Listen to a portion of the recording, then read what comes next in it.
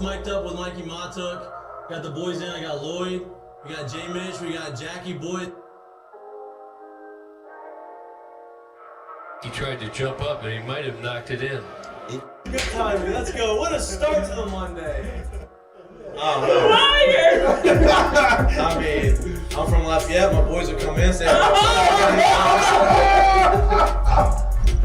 oh, God. So me and Joe on the ground. I got Joe in the headlock. And he's sitting there, he's punching me in the stomach, like, punching me. Here, there's everyone sitting around, who here thinks Chico can practice today after having 5 full beers? And he goes, Chad Jones, right? Chad's been with the team 6 minutes. for 7 minutes, right? Chad's like, no, man, I don't think Chico can practice today. And I was like, I look back, I'm like, Jesus Christ. I saw you there. You were more fucked up than me. On the spirit plane had some issues, I think. She was sleep farting.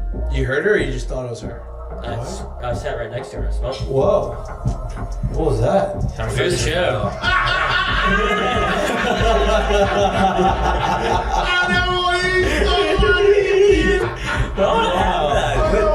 had a circus or something? I'm late. Like, I don't even know what I'd be doing. Now, when you do go to spring training, are you going to bring your chinchilla and your turtle? My dad tell you about it? The SEC is, God, they hate fat people. I mean, I get crushed for that. You know what I mean? It's like, come on, man. Hey, just the South, bro. You got a bunch of food down here. Like they should. Players, look at Lloyd. You know what, Lloyd? You're looking for a recruiting coordinator, coach. I'm here. He's like, I'll piss my pants right now. No way. We're wearing gray pants, long gray pants. He goes, I'll piss my pants right now.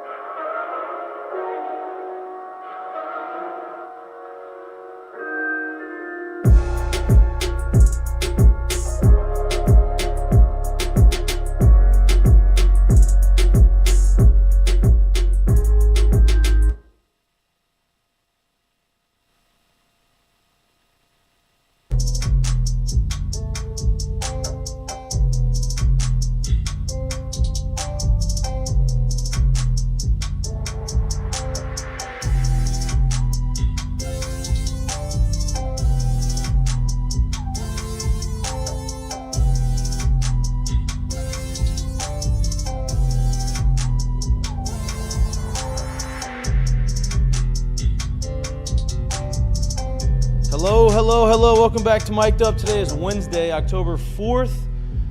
We have an exciting show, as usual, for you.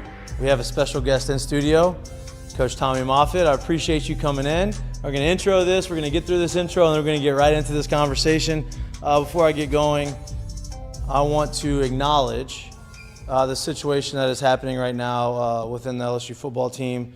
You know, obviously, the news came out with Greg Brooks being diagnosed with this rare form of brain cancer. They've removed the tumor. The doctors don't see that the cancer has spread anywhere else. It is a very sad and unfortunate situation.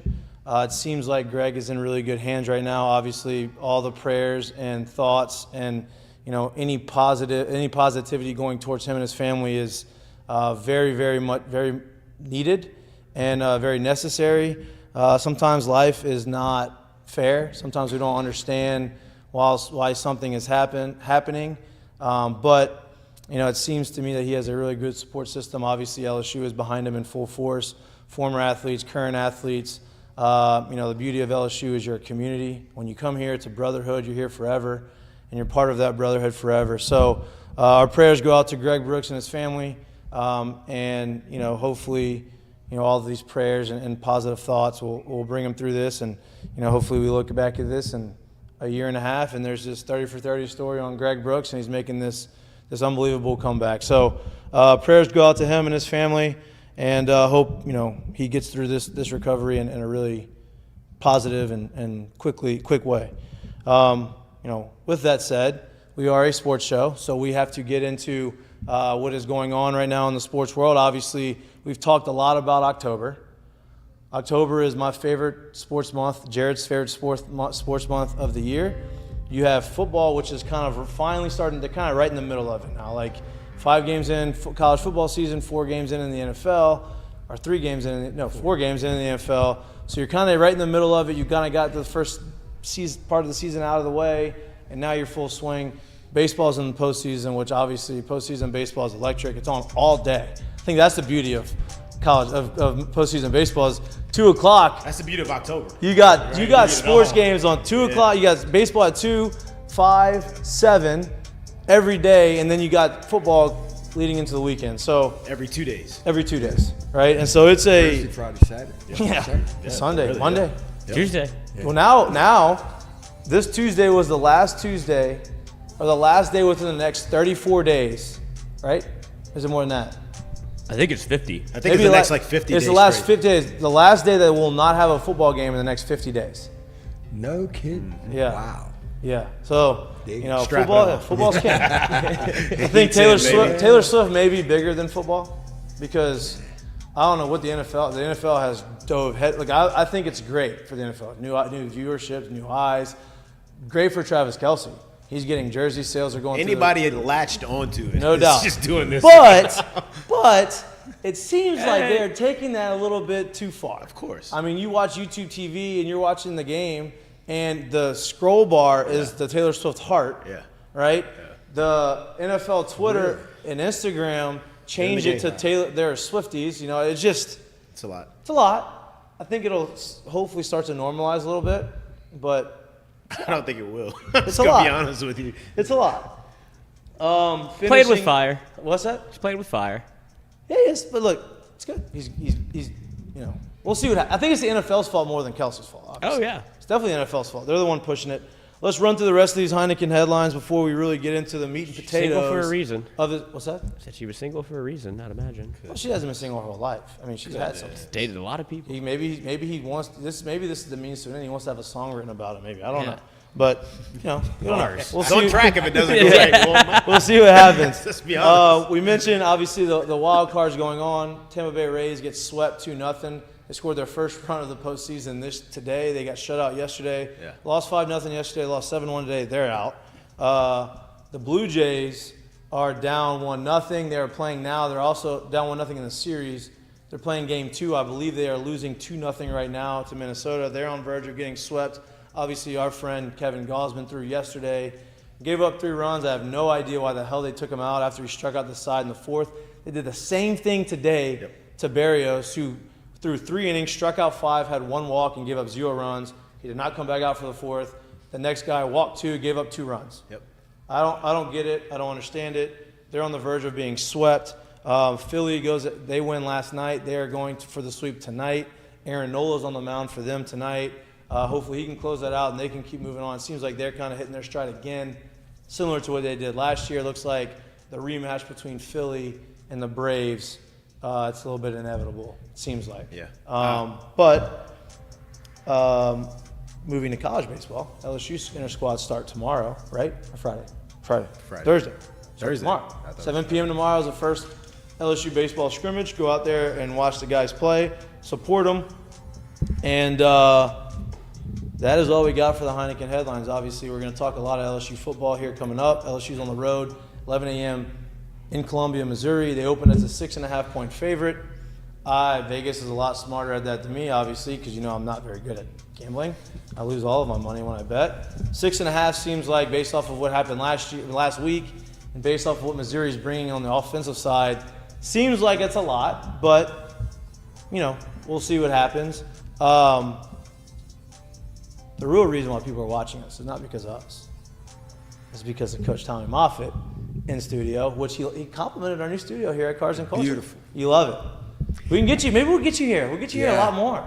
Well, I don't mind coming on here, but I need this for my podcast studio. See, like I've seen that look on his face. Fit in your room. I've seen that look on his face so many times that I could just see the wheels just going. Like he's cooking already right now. When he doesn't say anything, he's just kind of looking. He's so I'm a big fan of David LaSavio. So So having his art surrounded by his work and everything else that Anthony's got going on here, this is a cool place. Yeah, definitely. It's a really cool spot, and we're very, very fortunate. Anthony gave us the opportunity to work here with him. I know he's excited. We obviously go way back, but this has been great for us. We've enjoyed it, and so we're looking forward to growing within this studio or this building. But before we get going, before I ask you all these questions about football, I want you to, everybody knows you for being the strength coach here at LSU. You're here since 2000.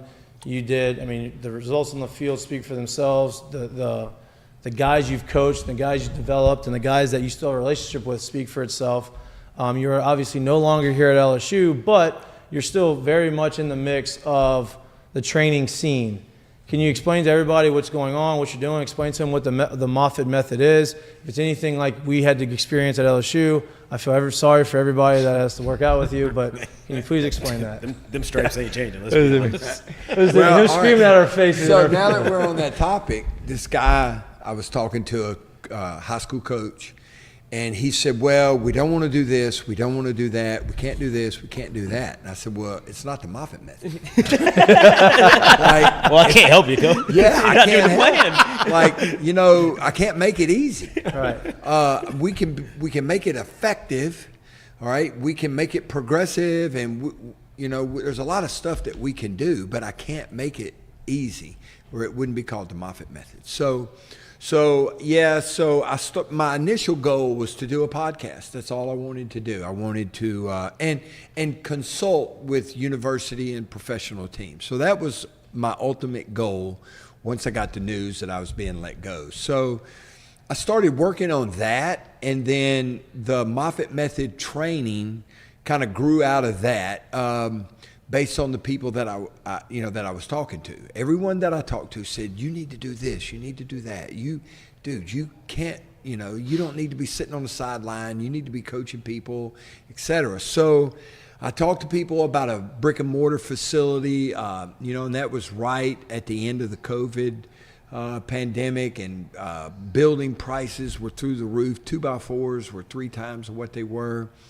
So that was kind of out of the question. So we started looking at developing a remote coaching program that we could deliver via an app, and then support that training with nationally certified strength and conditioning coaches. And our goal has never been to replace anyone at a high school or junior college or collegiate team. Our goal was to help assist those coaches take the programming off their hands, develop the program, whether it's weightlifting or sprinting or both, and then using an app, deliver that product to the school so the coaches can still work on game plans. Some coaches have 2 or 3 different classes that they're prepping for. They've got a life of their own. They got kids at home. So our goal is to take the programming off their hands. We deliver it via an app. We didn't build the app. We just took a third-party app. It's called Team Builder. Probably the number one product in its market in the country. They have over 150,000 clients in addition to us. So they've done this, and they do a good job at it. So we do all the programming. When we have a school call us, we do an onboarding process. We talk about how much time they have, what type of equipment they have, how many athletes are going to be training, what time of the day, how often during the day. And then we devise a program for that school. And then we assign a coach to it that is available to talk to those staff members throughout the day. So it's been great. We do 5 a.m. email. So every day, this would be good for you. So every day of the week, or every day that you train, you get a 5 a.m. email reminder. So you know how guys wake up in the morning, first thing they do is look at their phone. There's a notification right there. You got an email from the Moffett method, and then you open it, and it tells you everything that you're supposed to do for that day. Every set, every rep, how much weight's on the bar. And then when you go in the weight room, you have tablets with the program on it. Everything is on your cell phone. There's printable versions. And now we're doing that for one-on-one clients also. So we're taking on young men. Today we picked up an 11-year-old softball player from North Carolina. We talked to a 42-year-old active duty serviceman in the U.S. Army. He's an ordnance, so he's a bomb tech. Wow. You know, I thought that was pretty cool. That is pretty cool. We talked to a softball organization. We talked to a place called DBAT Academy. Y'all heard of DBAT Academy? Real big in baseball. Yeah. Yeah, so, you know, we train everybody from individuals to high schools to junior colleges, Division II, Division III schools, to 11-year-old softball players. Anybody that wants training, we're here for. It's not just for athletes. Right. It's not just for No, athletes. absolutely It's for- not. Look at me. You're an athlete. You're He's been there. doing this thing forever. So I got a question. I mean, like, this is jumping into this side of it, out of being out of high school and college ball for so long, right? And now you're touching a wide range of people, a wide range of athletes. Doing it this way and being able to, like I said, touch different ages and different sports and all kind of stuff and be hands-on in those situations, basically. Have you seen a difference in, like you said, we talked about it briefly, when you have different coaches, different teams, different philosophies, what they want, what they don't want, how much they don't want, and you devise a plan for what they want. Have you seen any correlation to what it is that successful teams do in these situations and what teams that are kind of faltering or not doing? Yeah, so successful teams, the entire coaches, well, it starts at the administration, the athletic directors, the principals, every head coach is dialed in from top to bottom. The schools that, like if I call a school, if I talk to a football coach and the football coach says my AD wants you to call, and I call the AD 3 or 4 times and the AD doesn't return my call, they're not buying. Right. You know, and then the coach was like, man, I thought this was going to be great for us. But whether it's the athletic director for the parish or the county, you know, I've been cold called by athletic directors that said, you know, we've had 3 different schools from my district call us about the Moffett method.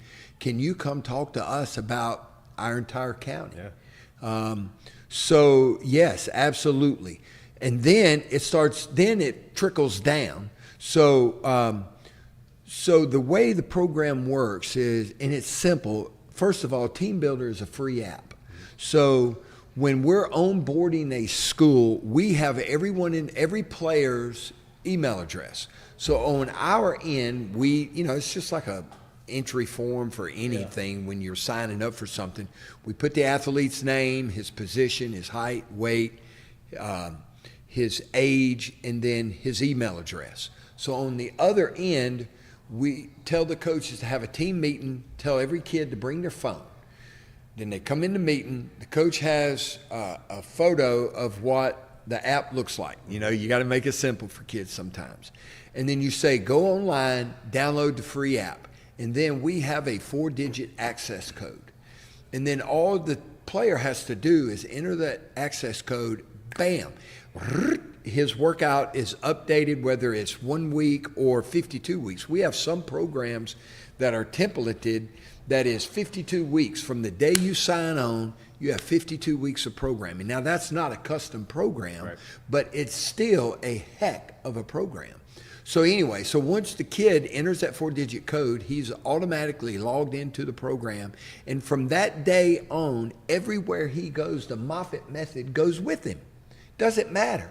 All right, we have problems sometimes getting the coach to buy in enough that he'll allow his players to download that app on their cell phone. So what they do is they take our program, they look at it on his cell phone, and then he writes it on a white marker board. And that's okay.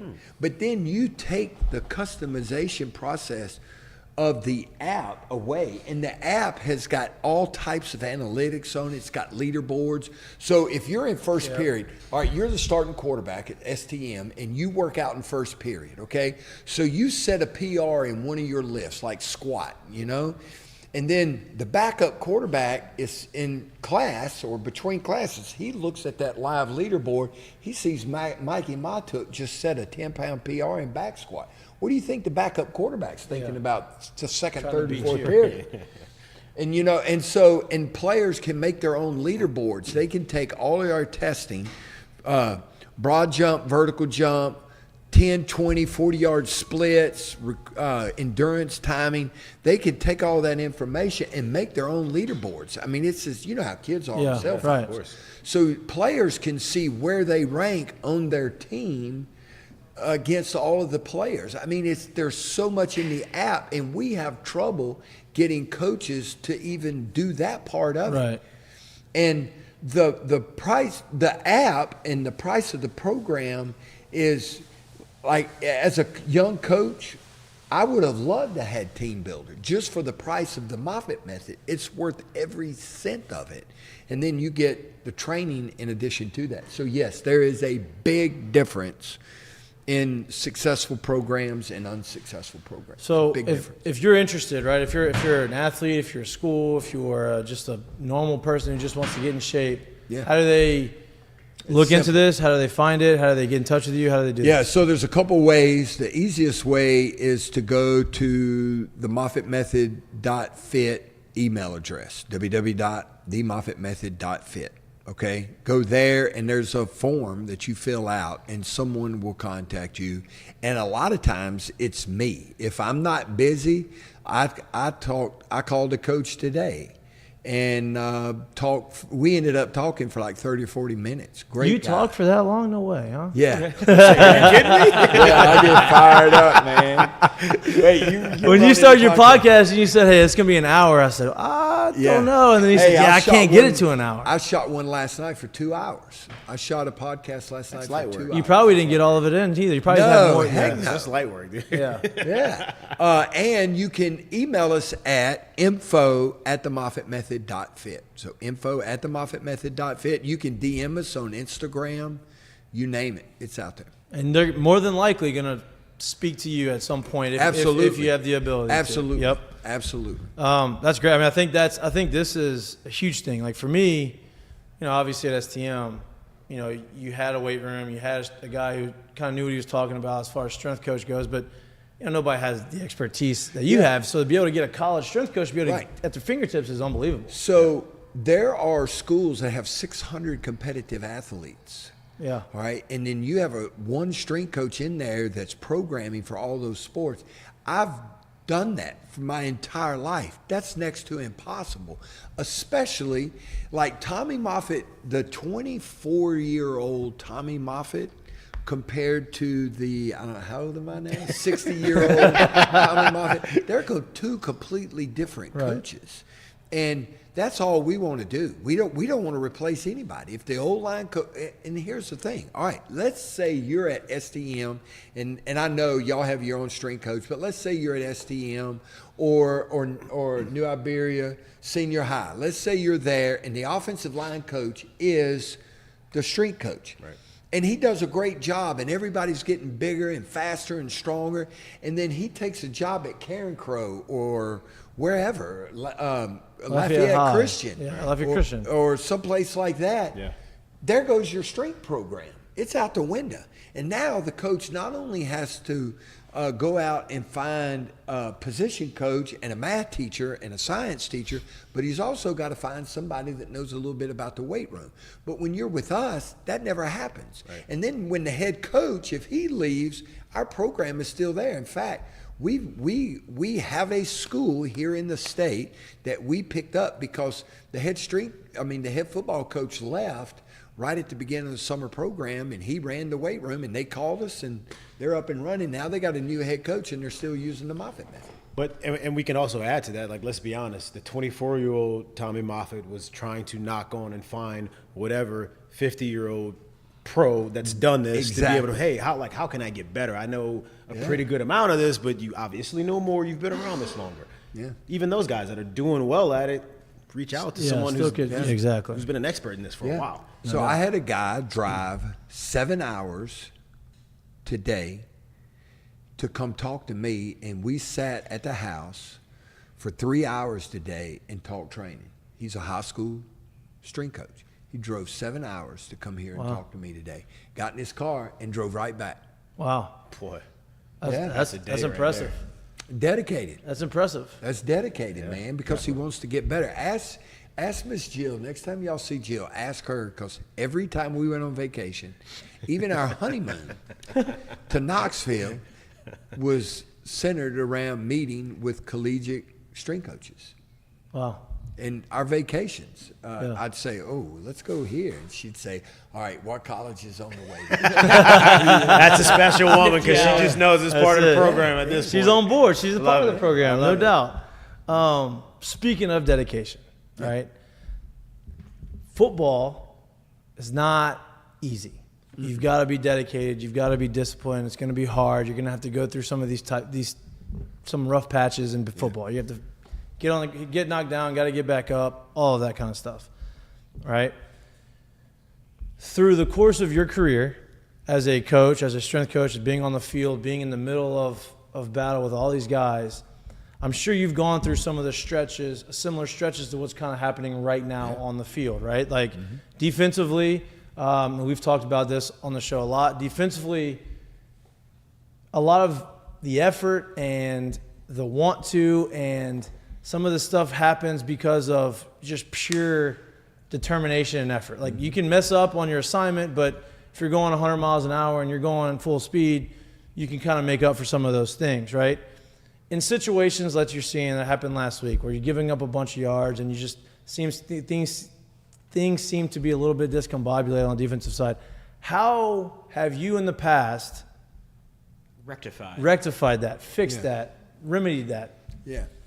Well, first of all, and anybody that knows me, that has worked for me, knows that I'm a big, procedural person. Like, I always really tried hard to have procedures and systems and rules in place to prevent these types of things from ever happening. So that's the first thing. You know, there's so much data and analytics now, and college teams practice a lot more, and that's a little side note. We'll talk about that in a second. But there's a lot more practice that goes on now too. So the key, in my opinion, and this is the way I operated, is to have systems in place, and everyone in my department, you had a responsibility and you followed that to the T. That's because you want to eliminate those issues before they ever become a problem. So that's number one, and big procedural guy. So when you do have a breakdown, well, let me back up. Let me say this. This is what I wanted to say. There's more practice now, and I think this was an issue with us in 2020 and 2021 because the rules have changed a lot now. So you used to not be able to practice at all, really. Right. Players could have player-led 7-on-7s. Right. And I remember, this is no kidding. So I've kept a copy. I'm a big journaler, and if you journal a lot, you can prevent these issues from happening also. One of my mentors says you can have 20 years worth of experience once in your life and it lasts a lifetime, or you can keep having that same experience over and over and over again. The choice is yours. And he was from the country. He would say how many times he had to be slapped upside the head with a dead squirrel to understand that you're making mistakes. All right, great guy, Johnny Parker, longtime NFL strength coach. So great man. I can tell you, I've never been slapped aside the head with a dead squirrel in my life. Yeah, but he was. It only take me one time. I can tell you that right now. I think and Coach Parker, I'll probably get this wrong, but he's from like Pearl, Mississippi or somewhere. Great man, great strength coach. So nowadays, teams practice all the time. Okay. And you don't have any pads on, you don't have helmets on. And I really think that this is a serious issue. It's like it's like taking BP all the time without seeing live pitches and then going right into a game and expecting to be able to hit a 100-mile-an-hour fastball. Right. That ball's coming at you now. Yeah. Or fielding ground balls, just From going a out there yeah. every day and flipping it around and, doing PFPs and, flipping it around and never seeing live hitting and making live plays. Well, in football, if you go out and let me go back up to Peyton now. Peyton Manning, I looked at a lot of the stuff that we did at Tennessee. We'd have 4 or 5 receivers and maybe 2 DBs come to practice. And, that offense was near perfect, okay? Flawless. And then when you played, we didn't practice, we did 7-on-7. So nowadays, teams are able to go out and practice, and I mean, it's full go. I mean, it's team, and the balls are flying around, and it's the only difference in what you're able to do now, beginning in January all the way to August. The only difference in that in training camp is you don't have pads on. So I think because there's a lot of tagging off. So if Jared catches the ball, he's playing wide receiver, the defensive back just comes and like they play patty cake. Offense and defensive linemen are playing patty cake.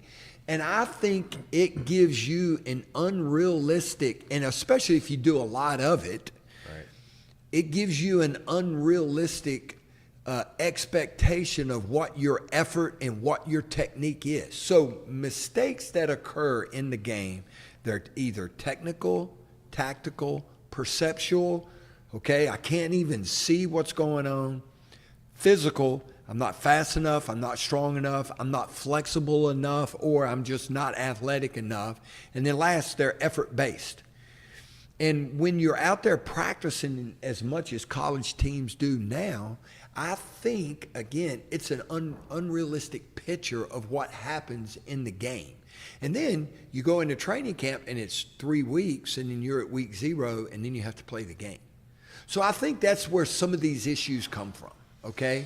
And it happens slowly over time, and unless you have these, and I'm going to use the word rigid because people that know me and my coaching style and my program, it was a little rigid at times. But you got to have these systemic processes that are rigid in how you apply the methods so that these things don't sneak up on you. And they happen, it's just like, the Grand Canyon started with a drip of water, and then over time, you have the Grand Canyon, and it only takes a little bit to erode techniques. So, first thing you do, I think, and this is what we would do, like a procedure like for weight gain, all right? So so he knows the first thing that when you came in the weight room, number one, you had to be dressed right, okay? Number two, you had to weigh in. And if you didn't weigh in, you didn't work out that day. So we check roll. When he says dress right, too, he legit means dress right. Oh, no. Don't show up with half the outfit in your hand or you're going home. Right. Show up with it on. Right? Yeah. Because you'd be surprised at how many people do that. Yeah, walk in with their shoes in their hand, no socks on, shirt over the top of their head. 2 minutes before you're supposed to start. 2 minutes before you're supposed to start. You don't even have your clothes on. Where's your brain? Seriously. How committed are you to what we're fixing to do if you don't even have your clothes on yet? Like, what have you been doing for the... and so be on time, So, and then you weigh in. So we automatically targeted, we would know, because guys can gain weight, especially an offensive lineman, can gain 3 pounds a day if unchecked. So if I weigh a guy on Monday and I don't weigh him till Wednesday, that kid's gained 9 pounds. In a week's time, he'll gain 15 pounds if they go unchecked. It's that simple.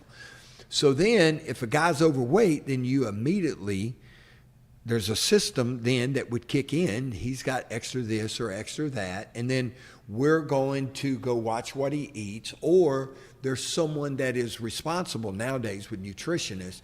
And then you got to make sure that they're watching player X to make sure he's not overeating and consuming the right things. So those are kind of the systematic processes that you put in place. So when one of those things go bad, the first you have to recognize it. Yeah. And then you can't stick in your head in the sand and think that it's going to go away like a bad cold, because they don't. And so then, when you see the issue, you confront it with the staff. Because you coach them up on the sidelines, you coach them up. Half times are chaotic at the very least. Because everything happens so quick. I think that's what some people forget. Like they think, oh, you're going to go into halftime, you're going to make these adjustments. Yeah, adjustments are there, but you have 20 minutes. Yeah. No, you have 15. 15 minutes. And you don't have individual rooms either. Right. So it's 5 different voices to 5 different groups of people. The adjustments have to be quick and right. Yeah, but plus you don't even have 15 minutes, because the first thing because you're telling everybody to hydrate, the 2 days in advance. So the first thing that everybody does at halftime is everybody runs to the bathroom. Yeah. Everybody takes a leak. Then 90% of the guys, and then my staff and the nutrition staff and the sports medicine staff, we're handing out fluids, we're handing out food. You're doing all of that. And then the coaches, this is no kidding. The coaches, you have the offensive staff in one end of the shower, and you have the defensive staff in the other end of the shower. Some of these places, like at Vanderbilt, the Vanderbilt locker room. Oh, they're working on it. Yeah, the Vanderbilt locker room is like this big. Yeah. And so you got coaches in this little nook, and they've got a marker board, and they're going over it, and then the head coach comes, because the head coach has got notes that he's looking at, and then he'll go in the defensive room, and then he'll go in the offensive room, and then those coaches run out. All right, and so all this is going on, so the coach might get 5 minutes with those guys. All right, and remember, it's technical, tactical, perceptual. The guy knows, but he just can't see what's going on. It's happening so quick, or he can't process it quick enough. And then it's physical. It's way too late if it's physical. It's over. It's over. And then if effort, right? And effort, and sometimes you can correct that. And then a lot of times, some of this stuff, like I remember listening to the Saints head coach on Sunday after the game. I was, working in the yard, and I'm listening to the radio in my shed. And he's talking, he kept saying, they kept asking these questions, and he said, wait until I look at the film. I want to look at the film, because a lot of times, if you're not getting the right information down from the press box, when you go in there at halftime, that's some analyst, some 23-year-old guy, or some guy that's telling you what he's seeing, and then you get and look at the film, it's not even what you thought you were seeing. Right? Yeah. So it's chaotic, to say the least. Right? Yeah, Right. no, there's a lot going on, especially at halftime in situations where it's, like you said, you only got 5 minutes. But, think of pregame, right, where you're sitting in a situation in pregame and everyone's got their own headphones in. Yeah. Everyone's locked into what's been going on for the past week about this situation that you're about to get into. Well, now we're trying to change up and correct things in a 5-minute span where nobody's got headphones on. There's 3 more groups talking. It's all loud. People are screaming out there. You're worried about the play you just missed or with the play you just made. There's a lot going on. Yep. And then I'm screaming times, because I had the countdown clock. So, and then at 5 minutes, it's captains up, and captains are out, and the coach calls the team up, the head coach. He gives a few words of advice and tries to get them going, and then you're out there again, and it happens like that. Well, and so you speak about procedures, man, and I've always been very, very, very interested in this situation, right? Like, this is a forever changing world, especially sports nowadays, right? And going back to the first procedure you spoke of about how to, in certain ways, like basically discipline players and kids and turn them in from kids when they show up to young men to grown men, right? Well, that takes a lot of preparation. It takes a lot of understanding how to be accountable. Well, a lot of today's culture doesn't make you have to be accountable. Right. Honestly, for anything. Correct. Now, here's another thing. So during the off season, you have 8 hours out of every week to work with the team. Y'all had it in baseball. We had it in football. So when you're practicing 4 hours a week, They're with the coaches that recruited them and the coaches that are coaching them at their position, and they're not in the weight room where that development takes place. Right. Where the discipline and toe the line and put your toes behind the line, hands behind the line, take the earrings out, all of that type of stuff. So, because believe it or not, football coaches, they make rules, but they're not good at enforcing those rules, and they pass it down to other people in the academic department, in the training room. Understandably, because they're trying to teach you X and O's. Exactly. And they're recruiting. Right. So there's a lot going on in that. So you are correct. So when the problem is exposed, when the issue is exposed, you got to collect the evidence, okay, through countless hours of film study.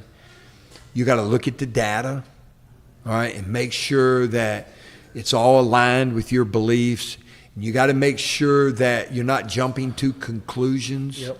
Because of the 5 different reasons, technical, tactical, perceptual, you may just be asking a guy to do something he's cognitively unable to do. Yeah. He just can't do that. So you got to simplify that sometimes. You put all this together, and this all has to take place Saturday night, Sunday, and Monday.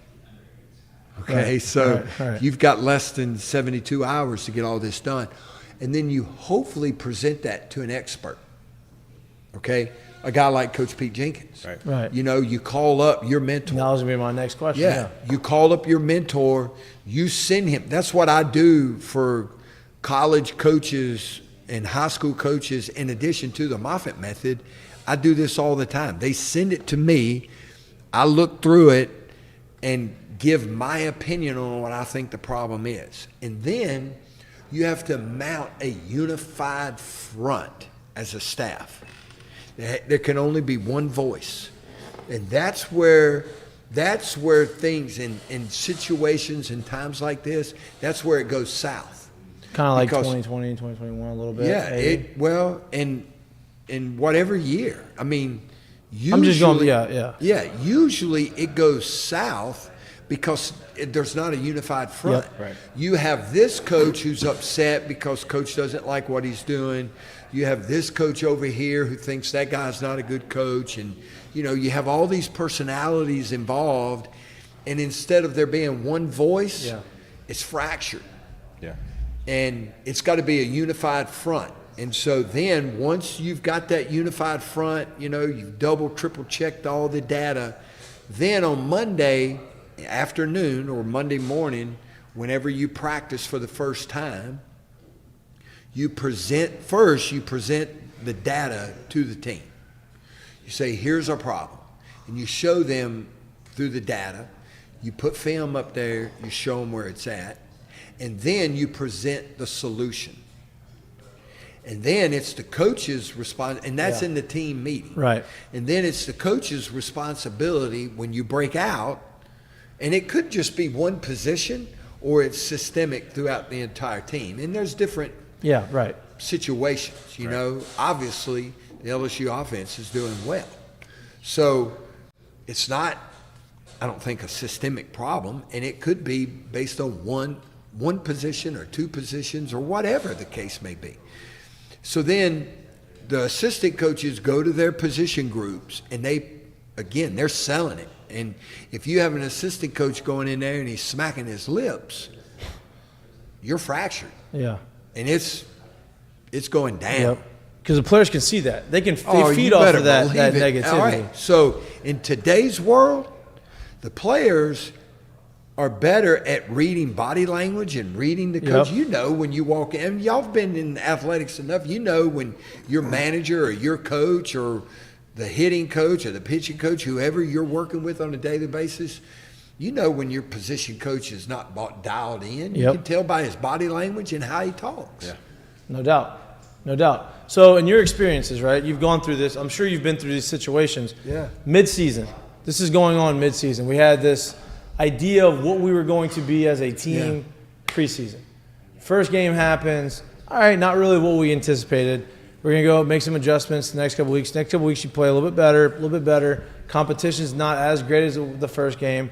Then all of a sudden, you go and you play a team that has some weaknesses that you felt like you had a strength, which is the defensive line, their offensive line not good, your defensive line good. You feel like, oh, we're going to be able to exploit that. And in reality, it does not happen. And you give up 700-plus yards of offense. You get 55 points. You lose a game that you probably felt like you probably should have won, right? That's game 5. Mid-season, it's hard to go through the whole thing, right? So how do you not fix it, but how do you mend it, manage it? Again, that's why you got to have a unified front. Yeah. And so I was talking to somebody today. If you're going to turn a team around mid-season, that's probably the better all right, question.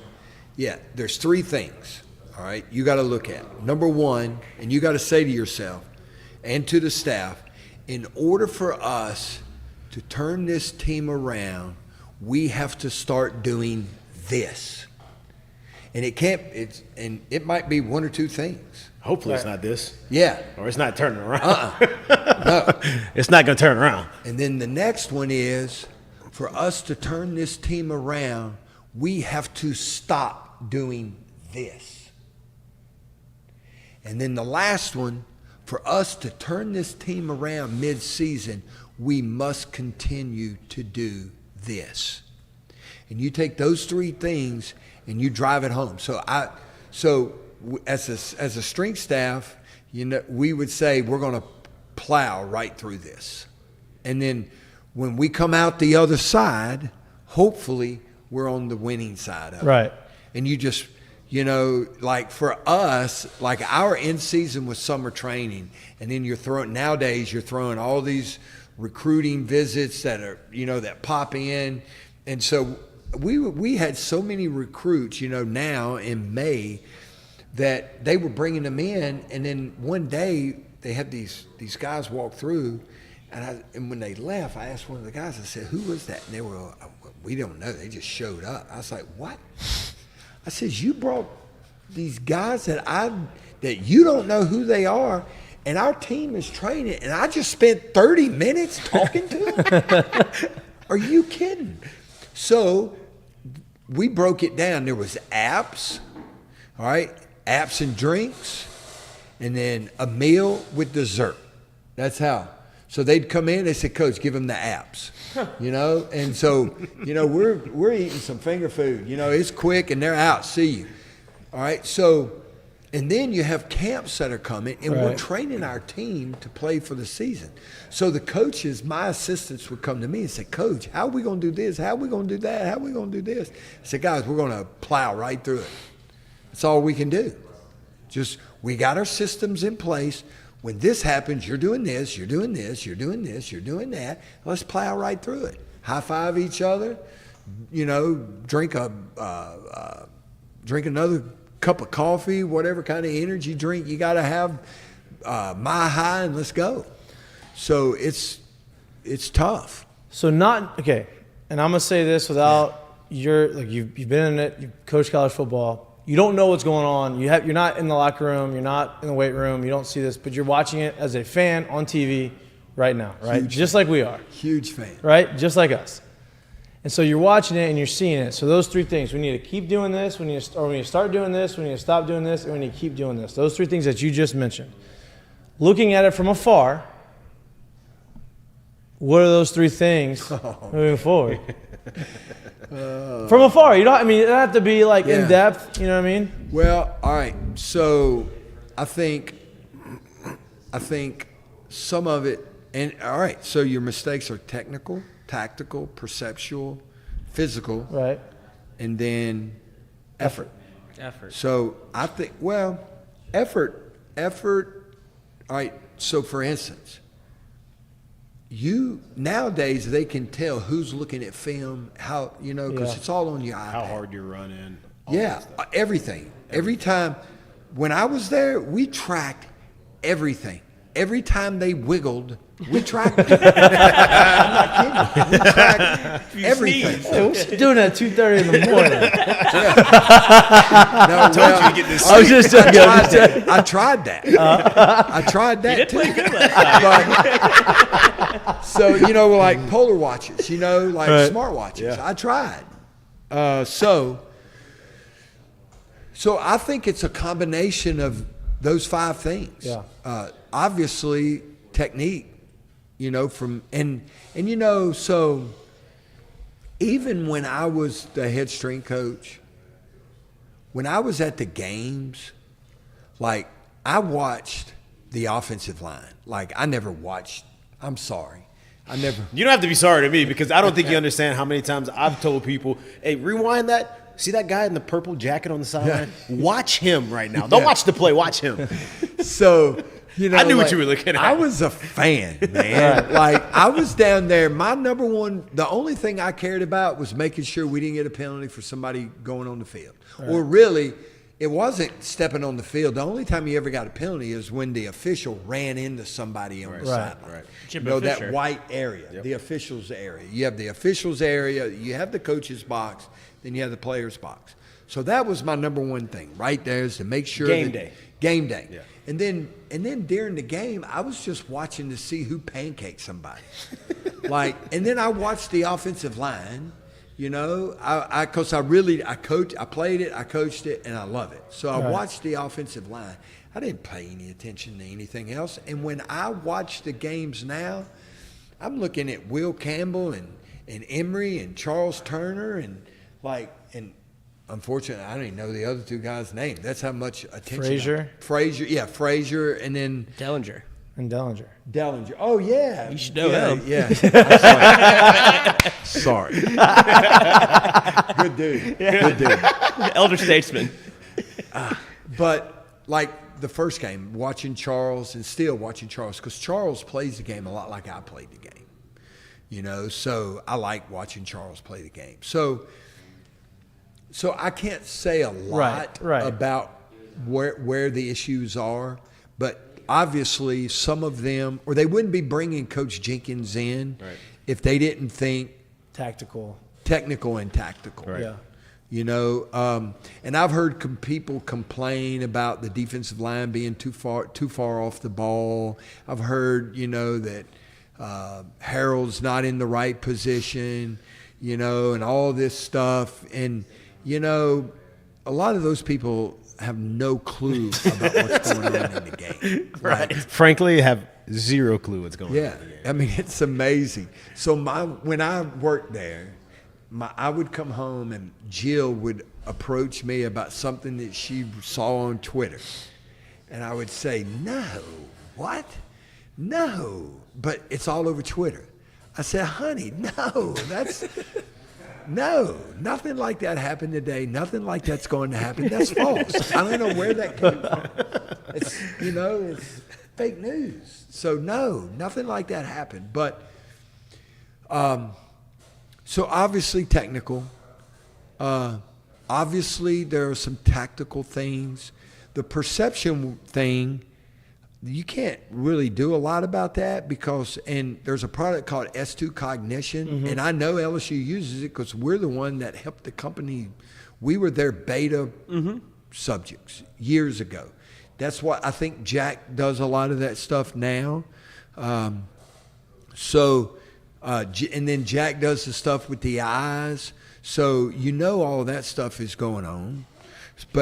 And then the physical, you know, if a guy can't bend, he can't play in the secondary. If he's not fast, he can't play in the secondary.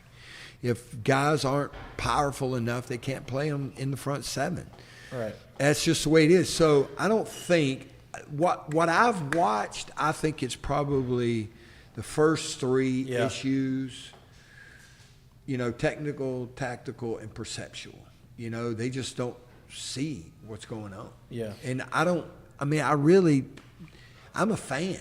And like you said earlier, when that's something like that happens, when it perceptually, if they're not getting where it's going, you got to simplify it, right? So maybe that could be that could be a situation where they come in and, you know, Pete comes in on the defensive line and says, hey, listen, we're going to tweak these. Y'all are athletic enough. Y'all are physical enough. Y'all are talented enough. Yeah, those guys they have on the defensive line. Unbelievable. Monsters. Yeah. And They're so, monsters. hey, let's tweak a few things. I mean, because, like, the only way I can relate to it, I did play football my whole life until I got to high school. College, right? Freak show.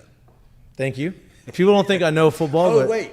The founder of S2 Cognition is a former STM quarterback, Brandon Alley. Oh, really? Yeah, he went to Tennessee to run track. I knew that, actually. I did know that. I think we Yeah. talked about that. Speaking of STM quarterbacks, There you go. Shout There you go. out Shout S2 and STM. Love and that. Brandon Alley. Love that. And, yeah. But, Anyway. so for me, like as a baseball player, right, or as, Yeah. you know, I can be in a 0 for 35 slump, right? And I'm talented enough, right? But I'm not doing anything. Perceptually, I know what's going on, but the game's starting to speed up because now I'm trying to overcompensate something's off, right? You get in the cage, and all of a sudden, one day, you get a hitting coach that comes in, maybe a roving guy or someone. He comes Expert. in, and you hadn't been around him, he hadn't been around you, and he sees something and says, hey, that looks way different than what I saw 3 months ago. You go look on film, you see what you're doing, you make that one tweak, and all of a sudden you get the feeling of like, oh, there it is. Like, that's what I'm looking for, and all of a sudden you take off. I feel like it's similar in a sense in football, and obviously not one pitch, but, oh, this is it, and the guy feels like feels the technique or feels what he's trying to do, and he's like, oh, okay, and then now he's got more confidence, and now the perceptual stuff gets better because he has more confidence in where he's supposed to go, right? The tactical stuff's better because that's what he tweaked, and all of a sudden now it's like a whole different player. I don't know if that's a thing that happens in No, football. it can, and that's why they brought in Coach Jenkins, for Yeah. instance. You know, so 35 years ago when I started coaching at John Curtis, Coach Jenkins was the defensive line coach at LSU 35 years ago. And the way he taught defensive line play, because it was built on progressions, okay? The basis of my strength and conditioning program, I learned it from Coach Jenkins because he teaches progressions. He takes difficult techniques that, you know, a defensive lineman uses during the game, and he breaks it down into different parts, and you practice those parts repetitively over and over again till they become second nature, and then you go to the next progression and you practice it over and over and over until that becomes second nature. And you keep doing that, and you build layer upon layer, and you do it right so many times that you can't do it wrong. And that's why I don't like the practice that you have. It all goes back to that. So it's so funny you bring this up, and this is why I don't think people understand, like, this is why coaching at this level gets the attention that it gets, the money is paid that is paid, because a lot of these guys all know what they're talking about. But so, like we talked about earlier, like not knowing the practice time and how much time they spend practicing and how much time they spend tagging off, right? So when you watch that on TV and you watch a guy pull up when he sees another teammate on him, and next thing you know, that tackle's broken, and then now you're not in position to be in the play, right? And people don't understand, like, we even talked about it. We're like, man, it just looks like bad effort. Yeah. And it may not be bad effort. It may be something that's so second nature that they're so used to seeing a guy tag off because they've done it so much over and over and over again that you pull up, and the change is now, hey, I'm not going to talk to you about so much about effort. Hey, I'm not going to talk to you so much about form. I need you to understand we are no longer on the practice field. Yeah. I need you to understand there's 100,000 people in here, and this thing is live until y'all are on the ground.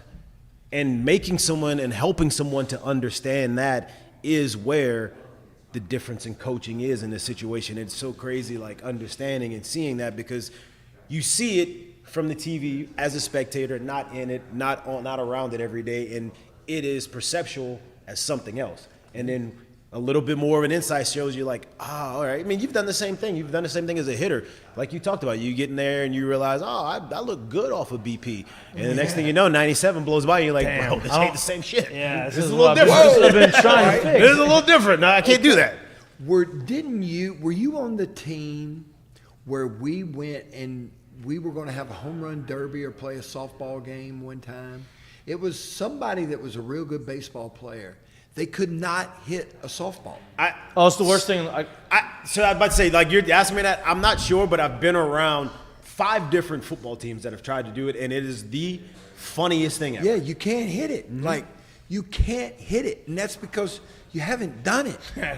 And if you're a baseball player and now you're trying to hit a softball, Different. It's different because you've swung the bat so many times that it's ingrained in your central nervous system, and it's second nature. So then when a ball comes at you and it's at a lower trajectory, instead of it coming down on you, it's coming up at you, and it's at a shorter distance, Softer. you can't hit it. Yeah, it's softer. You can't ball, hit it. Yep. No doubt. Bats lighter. Yeah. all that. Wood, you got a question? Yeah, I do. Obviously, you talked a lot about what's happening with, it feels like, on the defensive line. I have 2 questions for you. One of which is, how big of an impact is it whenever you lose a coach, like a defensive line coach, like what obviously would happen with Jimmy Lindsey? Unfortunate situation. And for them to address it, like, I guess, middle of the season, you want it to happen earlier, but how does that impact the defensive line when you don't have that voice in the room every single day? Well, so, all right. I don't know how it's going to work because of the language, all right? So, for instance, we had a similar situation in 2020 when James Craig left. So we're doing all these practices, okay? One way. Yeah, we're doing, and it all goes, like, I'm not a fan of all these panty practices. Right? I'm not. I'm just putting it that way. I mean, you're out there in tights and dry fit shirt, and you know, you got your jewelry on, you got a watch on. The truth about it is, the best teams that are like really good on defense, they're the nasty ones in these panty Yeah, all right. So, all right, while you were talking about tagging off, 2019, Patrick Queen, he wasn't tagging off on nobody. He told the story. Not even Joe. Yeah. Yeah, he told the story. Him and Joe got in a fight. Oh. I was there. I was there. Yeah. And not just like those guys fought all day long. Right. I mean, every day. All right, so LaRon Landry. Never, ever. Our receivers, if LaRon was covering you, our receivers would drop the ball on purpose. Jimbo would go nuts because they knew in the back of their mind if they caught a ball on LaRon, he was going to bury them the next time. Like, No, LaRon would go through practice, and there would be Body overthrown balls that passed between LaRon and you would look up, and he's not even looking at the ball. He's literally staring through you, trying to run through you. I'm like, bro, you could have caught that and went to the house with it. You're too worried about knocking my head off right now. So that's a different thing. So Patrick was on here. He was on here. Yeah. Last year, he told us a story. Oh, they fought that entire practice. Well, They and they- fought all day long. And they've been very vocal about that on Twitter because Yeah. it came out after LSU before the year, got into a bit of a skirmish, and it came out that it was, they wanted it dead. They don't want that kind of thing going on at practice. And everybody on the 2019 team hopped on social media. It's like, we did this every day. Yeah. This was kind of the tone that we set early on. They were mean Yeah. and nasty. All right, so back to your question. So when James Craig left and Brad Davis came in, Brad spent the entire month of July instead of us. So if you looked at the GPS reports, and this is no knock on Brad or the situation, it was just The hand that you were dealt. we were dealt. But if you looked at the GPS report, everybody else's velocities and workloads are up here, and the offensive line's workloads are down here because they're walking through stuff. And it's a different language. And so there are a lot of barriers that, and Coach Jenkins is a pro. I mean, you have coaches and players, and then you have pros. All right? Coach Jenkins is a pro. And so if anybody can do it, it will be him. Quickly. Yeah, if anybody can do it, it will be him. Now, you gave the example of offensive line and defensive line, right? Now, they're obviously the the big dudes on the team, and they're but offensive line operates a little bit differently than defensive line, right? It's taught differently. They have different Well, thought they have processes. their back to the ball too. Exactly. It's the only position on the team where you play the whole game with your back to the Right. ball. So that's different. Right. So I guess my question would be the midseason change with the coach and the offensive line. Is it a harder adjustment for the offensive line than it would be for the defensive line based off of back to the ball, based off of knowing blocking assignments, knowing how to blitz pick up? I think it's probably harder for the offensive line. Yeah. For everyone. And then I think it's probably harder for the coach if it's the defensive line. Okay. Because and there, you have your alignment, you got to get that right first, based on the formation and what the defensive play is, you got to get lined up in the right gap, and that's across the board. All 11 players got to be lined up right. And then they start motioning, and then the secondary's got to slide. Guys come up on the line of scrimmage, guys back off the line of scrimmage. So there's a lot of that movement going on, but you're still saying sick 'em, when the ball turns over. Yeah. So you got to make sure you get lined up right first, and then it boils down to fundamentals. Right. Yeah. If I'm a defensive lineman and the guy goes that way, I got to step down inside. And I'm either going to get hit in the ear with a trap, or the play's going offside, or I'm going to get hit right here. So there's not a lot of variables, for a defensive lineman, and I'm going to put that in quotation marks, but there are. But Right. No, I get what you're saying. But you had a second. but like you're saying, with a new voice comes a new way, maybe new terminology and new ways of saying stuff. And at the college level and even at the higher level, obviously, there is so much that can go wrong, and you could so easily be beat just by not being lined up correctly. Oh, absolutely. Like just Touchdown. literally by and Touchdown. and by lined up not correctly, that doesn't necessarily mean not having your hand in the dirt. Like from the TV, people watching and say, "Oh, they were lined up, they were ready to go," and you could literally be shaded in the wrong hole. Yep, and you'll exactly. never know that watching from TV because you don't know what the defensive All right. call is. So if I'm a defender, if I'm standing up, if I'm a safety or a nickel or a dime or a corner, and if I'm lined up 6 inches too deep and I don't have the right foot placement, it's over. Mm-hmm. Because the quarterback sees that. Shaded to the wrong side. Yeah. It's over. The quarterback sees that. All right. So, and that's why Joe and those guys were so good. Joe sees that. Peyton saw that. Right. And our quarterback here, he sees that.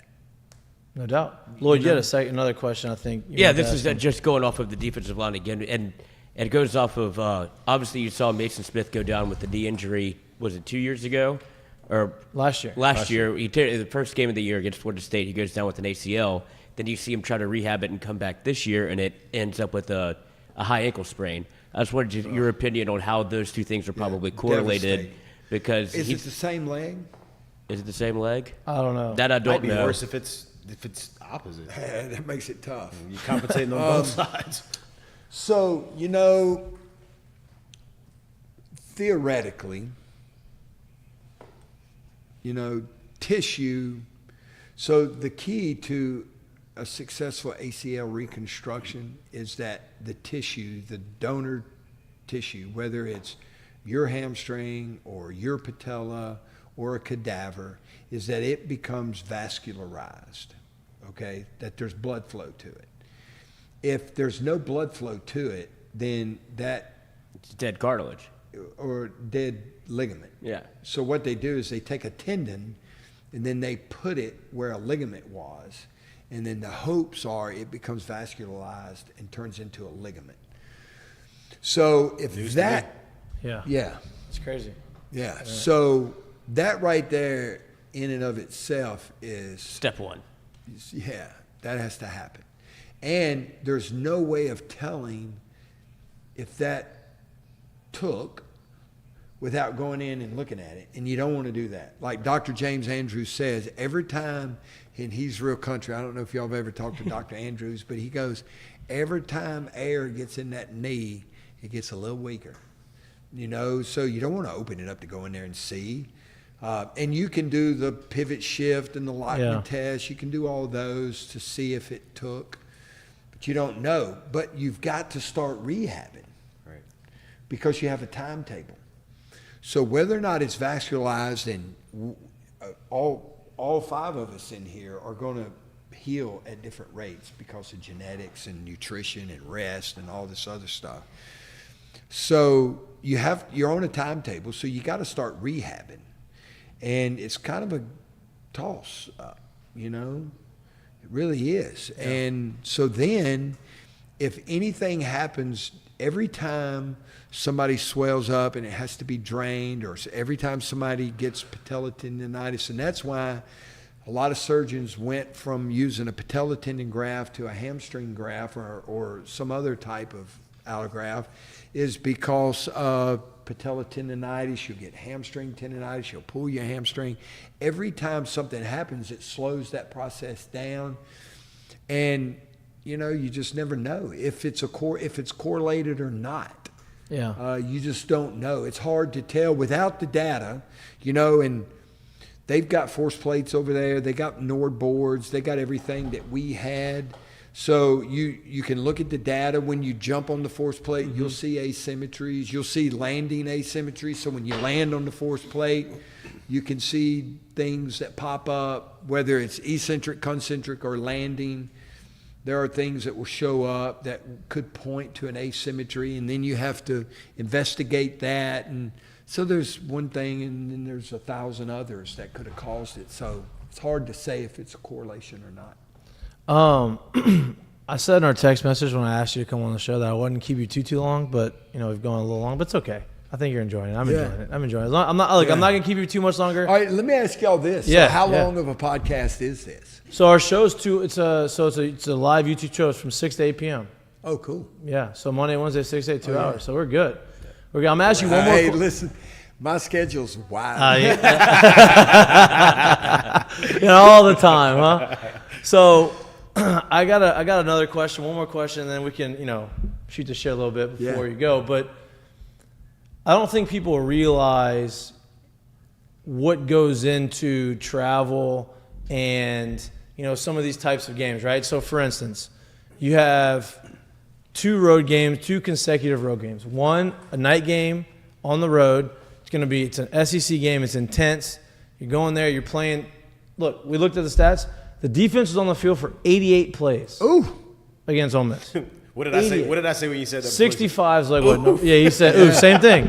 It's 88. That's a lot of plays. That doesn't happen, right? So you go from a game like that to okay, now we got to rebound.